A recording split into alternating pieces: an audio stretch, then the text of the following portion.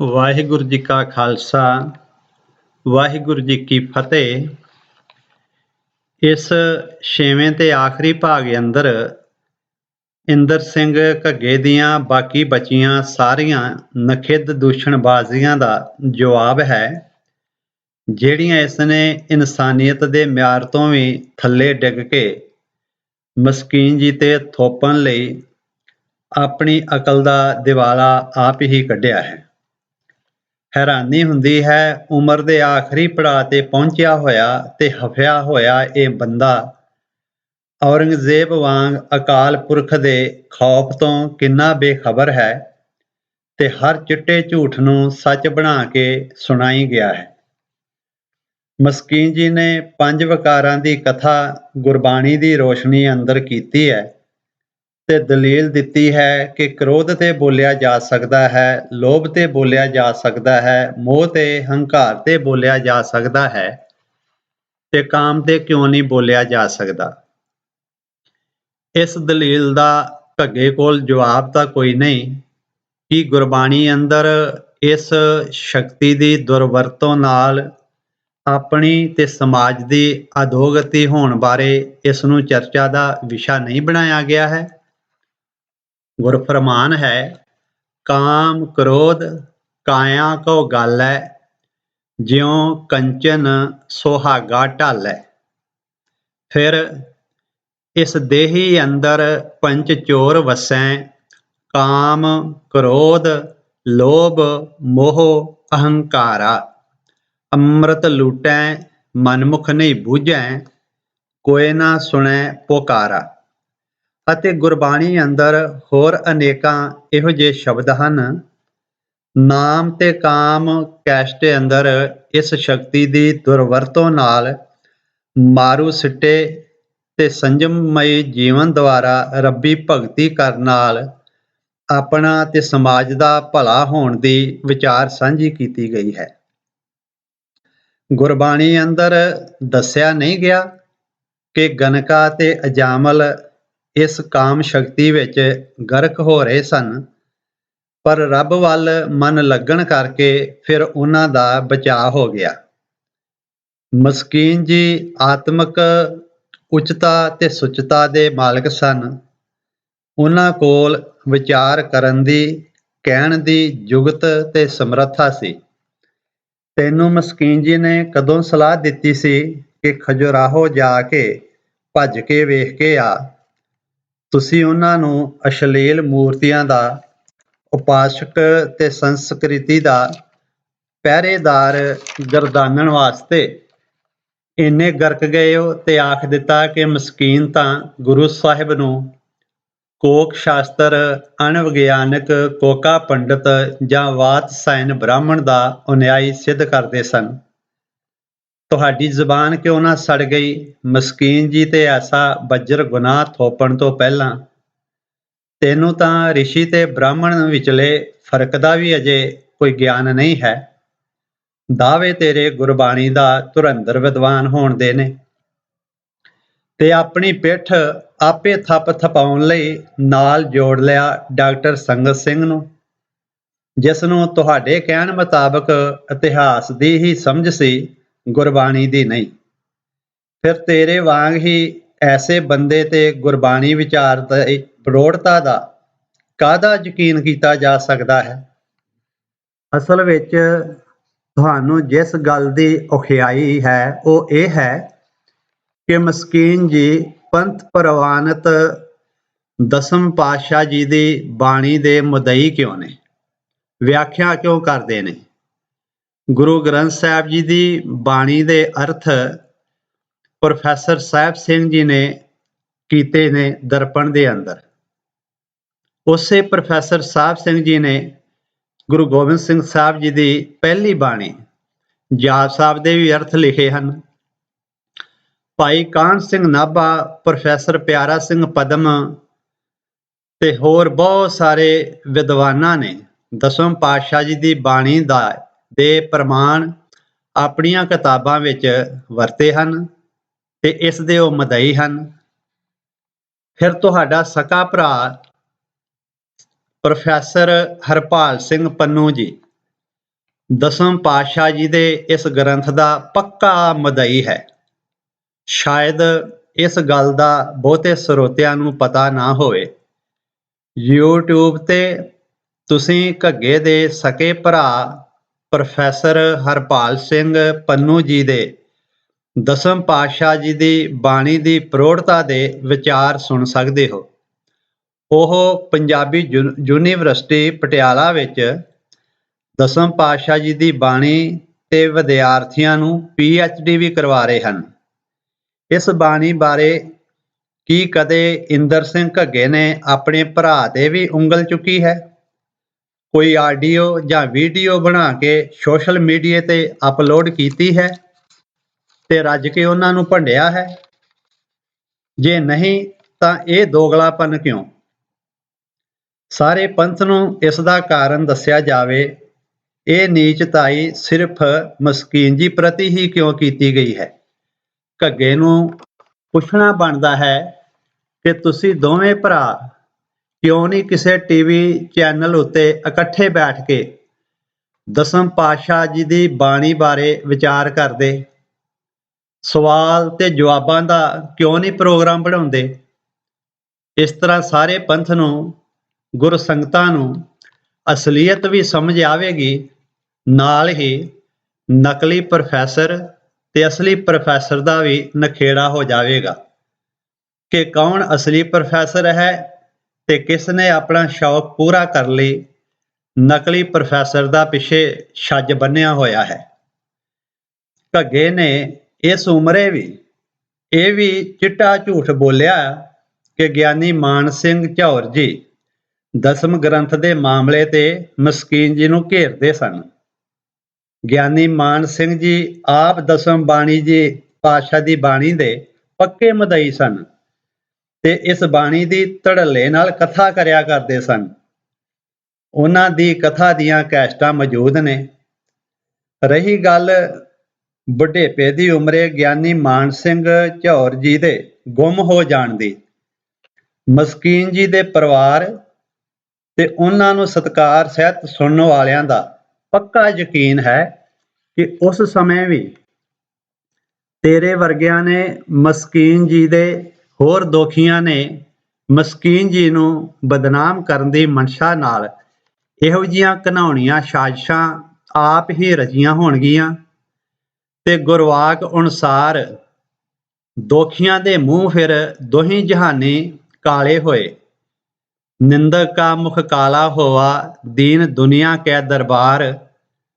ਜਦੋਂ ਸਰਬੱਤ ਸੰਗਤਾਂ ਮਸਕੀਨ ਜੀ ਦੀ ਰਸਨਾ ਤੋਂ ਗੁਰਬਾਣੀ ਵਿਚਾਰ ਪਿਆਰ ਭਰੋਸੇ ਨਾਲ ਸੁਣਨ ਤੋਂ ਕਦੇ ਟੁੱਟ ਨਾ ਸਕੀਆਂ, ਕੋਈ ਇਹੋ ਜਿਹੀ ਸਾਜ਼ਿਸ਼ ਉਹਨਾਂ ਨੂੰ ਮਸਕੀਨ ਜੀ ਦੀ ਵਿਚਾਰ ਸੁਣਨ ਤੋਂ ਤੋੜ ਨਾ ਸਕੀ।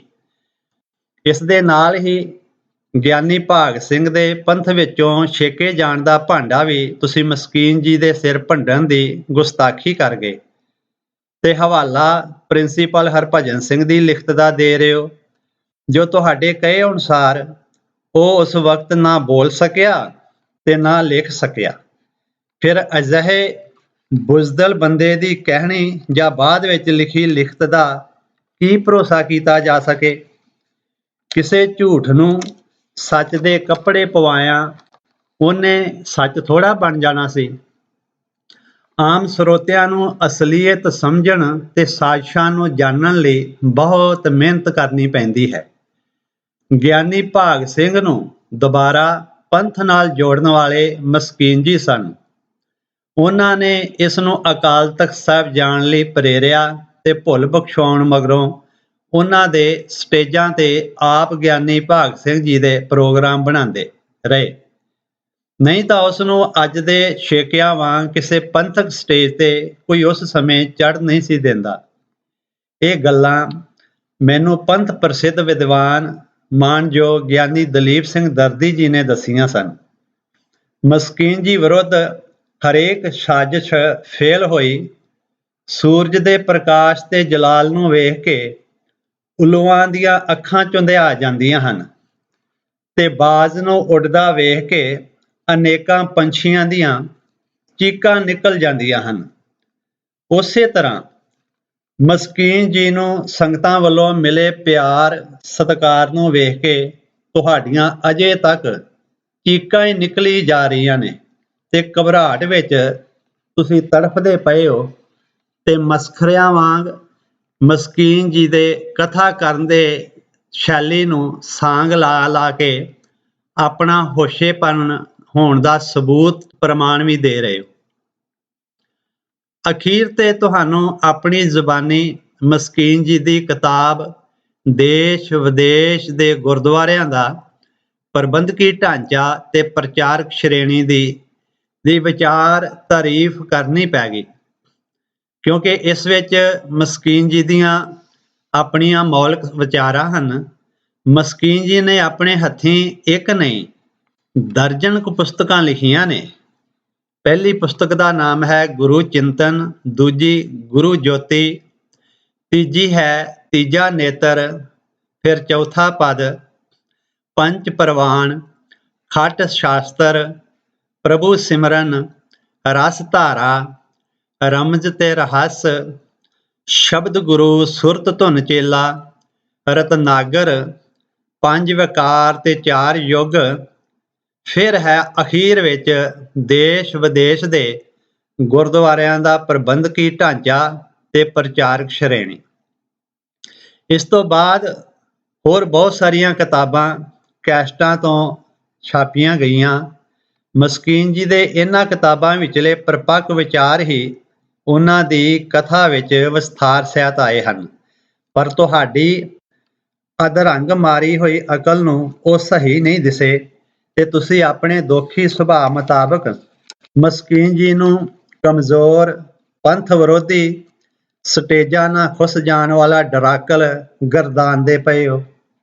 ਉਹ ਤਾਂ ਪਖੰਡੀਆਂ ਦੀ, ਨਕਲੀ ਗੁਰੂਆਂ ਦੀ ਕਥਾ ਦੌਰਾਨ ਧੌੜੀ ਲਾ ਦਿੰਦੇ ਸਨ ਤੇ ਕੁਝ ਪ੍ਰਬੰਧਕਾਂ ਵਿੱਚ ਆਈਆਂ ਕਮਜ਼ੋਰੀਆਂ ਨੂੰ ਵੀ ਬੇਖੌਫ ਹੋ ਕੇ ਮੂੰਹ ਤੇ ਹੀ ਕਥਾ ਕਰਦਿਆਂ ਸੁਣਾਉਂਦੇ ਸਨ। ਉਹਨਾਂ ਦੇ ਸਾਰੇ ਸਾਲ ਦੇ ਫਿਰ ਵੀ ਪ੍ਰੋਗਰਾਮ ਪੱਕੇ ਬੁੱਕ ਹੁੰਦੇ ਸਨ। ਪ੍ਰਬੰਧਕ ਆਪ ਉਹਨਾਂ ਕੋਲੋਂ ਟਾਈਮ ਮੰਗਦੇ ਹੁੰਦੇ ਸਨ।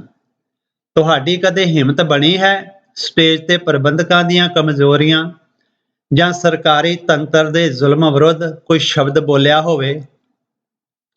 ਮਸਕੀਨ ਜੀ ਵਰਗਾ ਨਿਰਭਉ, ਨਿਰਵੈਰ, ਦਿਆਲੂ, ਸਮਦ੍ਰਿਸ਼ਟ ਸੁਭਾਅ ਵਾਲਾ ਹਿਰਦਾ ਗੁਰੂ ਜੀ ਦੀ ਕਿਰਪਾ ਤੋਂ ਬਿਨਾਂ ਕਦੇ ਵੀ ਨਹੀਂ ਬਣਦਾ। ਇਸ ਲਈ ਮਸਕੀਨ ਜੀ ਤੁਹਾਨੂੰ ਫਿੱਟ ਨਹੀਂ ਬੈਠੇ। ਤੁਸੀਂ ਚੁੰਝ ਗਿਆਨੀ ਤੇ ਵਾਲ ਦੀ ਖੱਲ ਲਾਉਣ ਵਾਲੇ ਮਹਾਰਤ ਰੱਖਦੇ ਹੋ। ਮਸਕੀਨ ਜੀ ਗੁਰਬਾਣੀ ਦੇ ਰਸੀਏ, ਗੁਰਮੰਤਰ ਅਭਿਆਸੀ ਤੇ ਅਨੁਭਵੀ, ਉਹ ਗੁਰਮਤ ਰੂਪ ਗੁਰਬਾਣੀ ਦਾ ਆਨੰਦ ਮਾਣਨ ਵਾਲੇ, ਮੂਲ ਮੰਤਰ ਦੇ ਅਭਿਆਸੀ, ਫਿਰ ਗੁਰਮੰਤਰ ਦੇ ਅਭਿਆਸੀ ਜਿਸ ਨੂੰ ਖੰਡੇ ਦੀ ਪਹੁਲ ਦੇਣ ਸਮੇਂ ਪੰਜ ਪਿਆਰੇ ਸਹਿਬਾਨ ਗੁਰੂ ਗ੍ਰੰਥ ਸਾਹਿਬ ਜੀ ਦੀ ਹਜ਼ੂਰੀ ਵਿੱਚ ਦ੍ਰਿੜ ਕਰਵਾਉਂਦੇ ਹਨ, ਜਿਸ ਪਹੁਲ ਦੀ ਤਿਆਰੀ ਪੰਥ ਪ੍ਰਵਾਨਿਤ ਰਹਿਤ ਮਰਿਆਦਾ ਅਨੁਸਾਰ ਪੰਜ ਬਾਣੀਆਂ ਪੜ੍ਹ ਕੇ ਕੀਤੀ ਜਾਂਦੀ ਹੈ, ਜਿਸ ਵਿੱਚ ਤਿੰਨ ਬਾਣੀਆਂ ਗੁਰੂ ਗੋਬਿੰਦ ਸਿੰਘ ਸਾਹਿਬ ਜੀ ਦੀਆਂ ਹਨ, ਜਿਨ੍ਹਾਂ ਤੋਂ ਤੁਹਾਡੇ ਅਰਧ ਨਾਸਤਿਕ ਮਨ ਦਾ ਭਰੋਸਾ ਹੁਣ ਖਤਮ ਹੋ ਚੁੱਕਾ ਹੈ ਤੇ ਵਿਖਾਵੇ ਦੇ ਕਕਾਰ ਹੀ ਤੁਸੀਂ ਧਾਰਨ ਕੀਤੇ ਨੇ। ਤੁਹਾਡੇ ਵਰਗਿਆਂ ਲਈ ਹੀ ਗੁਰੂ ਜੀ ਨੇ ਬਾਣੀ ਅੰਦਰ ਗੁਰਸਿੱਖਾਂ ਨੂੰ ਸੁਚੇਤ ਕੀਤਾ ਸੀ, ਜਿਉਂ ਨਿਗੁਰਾ ਬਹੁ ਬਾਤਾਂ ਜਾਣੈ, ਉਹ ਹਰ ਦਰਗਾਹ ਹੈ ਭ੍ਰਸ਼ਟੀ। ਗੁਰੂ ਤੋਂ ਬੇਮੁਖ ਬੰਦਾ ਚਤੁਰਾਈ ਦੀਆਂ ਬਹੁਤੀਆਂ ਗੱਲਾਂ ਕਰਨੀਆਂ ਤਾਂ ਜਾਣਦਾ, ਪਰ ਪਰਮਾਤਮਾ ਦੀ ਦਰਗਾਹ ਵਿੱਚ ਭ੍ਰਸ਼ਟ ਗਿਣਿਆ ਜਾਂਦਾ ਹੈ। ਮਸਕੀਨ ਜੀ ਦੇ ਨਾਲ ਰਾਗੀ ਪ੍ਰਚਾਰਕਾਂ ਤੇ ਕਵੀਆਂ ਦਾ ਇੱਕ ਕਾਫਲਾ ਚੱਲਦਾ ਸੀ, ਜਿਨ੍ਹਾਂ ਨੂੰ ਮਸਕੀਨ ਜੀ ਮਾਂ ਵਾਂਗ ਪਿਆਰ ਦਿੰਦੇ ਸਨ ਤੇ ਹਰ ਤਰ੍ਹਾਂ ਦਾ ਖਿਆਲ ਰੱਖਦੇ ਸਨ। ਉਹਨਾਂ ਵਾਸਤੇ ਵੀ ਕਥਾ ਕੀਰਤਨ ਦਾ ਸਮਾਂ ਨਿਯਤ ਕਰਦੇ ਸਨ। ਤੁਹਾਡੇ ਇਸ ਇਲਜ਼ਾਮ ਵਿੱਚ ਵੀ ਕੋਈ ਦਮ ਨਹੀਂ ਹੈ ਕਿ ਗੁਰੂ ਜੀ ਦੀ ਉਸਤਤ ਘੱਟ ਤੇ ਮਸਕੀਨ ਜੀ ਦੀ ਜ਼ਿਆਦਾ ਕਰਦੇ ਸਨ। ਮਸਕੀਨ ਜੀ ਨੇ ਕਦੇ ਵੀ ਦਾਅਵਾ ਨਹੀਂ ਕੀਤਾ ਕਿ ਮੈਂ ਹੀ ਗੁਰਬਾਣੀ ਦਾ ਸ਼ੁੱਧ ਉਚਾਰਨ ਕਰਦਾ ਹਾਂ। ਇਹੋ ਜਿਹੇ ਦਾਅਵੇ ਸਿਰਫ ਤੇ ਸਿਰਫ ਤੁਹਾਡੇ ਨੇ। ਬੰਦਾ ਤਾਂ ਹਰ ਇੱਕ ਭੁੱਲਣਹਾਰ ਹੈ ਤੇ ਤੁਸੀਂ ਆਪ ਕੋ ਧੱਕਾ ਸ਼ਬਦ ਨੂੰ ਧੱਕਾ ਹੀ ਪੜ੍ਹੀ ਜਾਂਦੇ ਹੋ। ਸੂਧੇ ਸੂਧੇ ਰੇਗ ਚਲੋ ਤੁਮ ਨਤਰ ਕੋ ਧੱਕਾ ਦਵਾਈ ਹੈ ਰੇ। ਤੇ ਬ੍ਰਹਮ ਸ਼ਬਦ ਨੂੰ ਬਰਮ ਸ਼ਬਦ ਬੋਲਦੇ ਹੋ। ਉਹ ਵੀ ਲਿਖਿਆ ਆਪਣਾ ਤੇ ਅੱਖਾਂ ਨਾਲ ਵੇਖ ਕੇ। ਇਹ ਹਾਲਤ ਹੈ ਤੁਹਾਡੀ ਗੁਰਬਾਣੀ ਨੂੰ ਸ਼ੁੱਧ ਪੜ੍ਹਨ ਬਾਰੇ। ਖੋਟੀ ਨੀਅਤ ਮਨ ਵਿੱਚ ਰੱਖਣ ਦੇ ਨਾਲ ਚਾਰ ਸਫੇਰੇ ਖੁਟਿਆਈ ਦਿਖਦੀ ਹੈ। ਜੋ ਹੋਰਨਾਂ ਨੂੰ ਗੁਰਬਾਣੀ ਪਾਠ ਤੋਂ ਅਣਜਾਣ ਦਰਸ਼ਨ ਦੀ ਕਾਹਲ ਕਰਦਾ ਹੈ, ਉਹ ਖੁਦ ਆਪ ਹੀ ਭਟਕਿਆ ਹੁੰਦਾ ਹੈ। ਉਮਰ ਦੇ ਆਖਰੀ ਪੜਾਅ ਤੇ ਪਹੁੰਚ ਕੇ ਵੀ ਤੇਰੇ ਅੰਦਰ ਝੂਠ, ਫਰੇਬ, ਛਲ, ਕਪਟ, ਈਰਖਾ, ਨਿੰਦਾ ਪ੍ਰਤੱਖ ਨੱਚ ਰਹੇ ਹਨ। ਤੇ ਜਪਜੀ ਸਾਹਿਬ ਵਾਲਾ ਉਪਦੇਸ਼ ਕਿਵ ਸਚਿਆਰਾ ਹੋਈ ਹੈ, ਕਿਵ ਕੂੜੈ ਟੁੱਟੇ ਪਾਲ, ਇਹ ਕਦੋਂ ਕਮਾਓਗੇ? ਇਸ ਦੁਨੀਆ ਤੋਂ ਜਾਣ ਸਮੇਂ ਮਸਕੀਨ ਜੀ ਦਾ ਚਿਹਰਾ ਦਗ ਦਗ ਕਰਦਾ ਸੀ ਤੇ ਤੇਰਾ ਚਿਹਰਾ ਕ੍ਰੋਧ ਨਾਲ ਤਪਿਆ ਕਲਪਿਆ ਦਿਸ ਰਿਹਾ ਹੈ। ਨਾ ਕੋਲ ਸਹਿਜ, ਨਾ ਗੁਰਬਾਣੀ ਦਾ ਕੋਈ ਰੰਗ, ਨਾ ਰਸ। ਮਸਕੀਨ ਜੀ ਦਾ ਨਾ ਕੁਝ ਵਿਗੜਿਆ ਸੀ, ਨਾ ਕੁਝ ਵਿਗੜੇਗਾ, ਨਾ ਕੁਝ ਵਿਗਾੜ ਸਕੇਗਾ। ਕਦੇ ਕਦੇ ਰੱਬ ਪੈਦਾ ਕਰਦਾ ਇਹੋ ਜਿਹਾ ਇਨਸਾਨ, ਨਿੰਦਕ ਉਸ ਨੂੰ ਮੇਟ ਨਾ ਸਕਦੇ, ਉਹਦੀ ਕਰਨੀ ਬਹੁਤ ਮਹਾਨ। 18 ਫਰਵਰੀ 2005 ਵਿੱਚ ਗੁਰਮਤਿ ਕਥਾ ਸੁਣਾ ਕੇ ਯੁੱਗ ਪੁਰਸ਼ ਨੇ ਚਾਲੇ ਪਾਏ, ਗੀਤ ਗੁਰਾਂ ਦੇ ਗਾ ਕੇ। ਭੁੱਲਾਂ ਚੁੱਕਾਂ ਦੀ ਮੁਆਫੀ। ਵਾਹਿਗੁਰੂ ਜੀ ਕਾ ਖਾਲਸਾ, ਵਾਹਿਗੁਰੂ ਜੀ ਕੀ ਫਤਿਹ।